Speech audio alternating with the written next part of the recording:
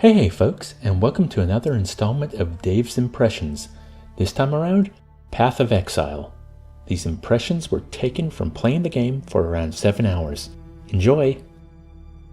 My friends have been trying to get me to play Path of Exile for years.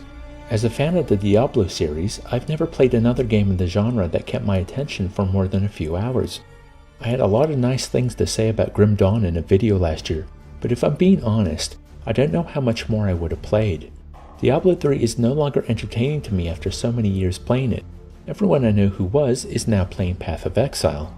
I thought it's finally time to see what the game is all about, especially how it's a free-to-play game that has survived since 2013. It's got the core breadcrumb design of other ARPGs. There's always something to keep you moving ahead. A new skill, a new point to spend, a new weapon, a new area to explore. Progression. A lot of the nuts and bolts of the game are presented in new ways. I like how health and mana flasks fill up from killing enemies, and you keep picking up larger ones or rare versions with extra stats. The skill and upgrade system is like the developers were playing Diablo 2 and said to themselves, "Hey, what if this game had Final Fantasy X sphere grid for upgrades, but the skills were socketed into items like Final Fantasy VII's materia system? The sphere grid is imposing, but easily obtained refund points allow for experimentation." I bet it's a wonderful feeling to make your way through the campaign and then refund all your points in preparation to make your endgame build. I like how the economy is run by upgrade materials, but I didn't really use them after the early game. They just kind of accumulated. And here we get to the issues I was having. The first act was exciting not only because I was learning how the game worked, but because a lot of what I picked up meant something. Especially when I could use the orbs to upgrade it and maybe get a weapon or a piece of armor better than what I was wearing. After I decked myself out in yellows, I ran past 90% of the loot that dropped off enemies or out of chests. I didn't see the need for the upgrade materials either. It might also be by that point my character was stupid powerful, so I didn't feel that incremental gear upgrades would benefit my run through the game.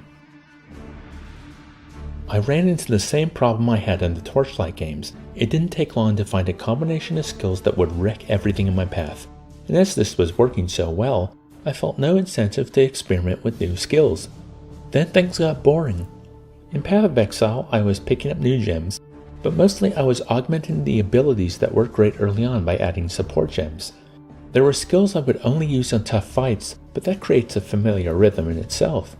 Even watching my mana became trivial after stacking so much mana regen through gear and passive skills, plus how quickly flasks refill.